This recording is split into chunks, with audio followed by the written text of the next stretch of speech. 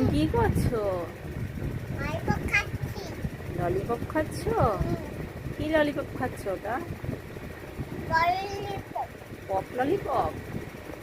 কেমন খেতে? টেস্টি?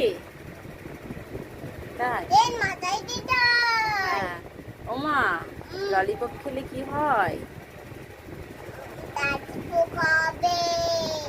আর পেট ব্যথা করবে। তাই তুমি খাচ্ছ কেন?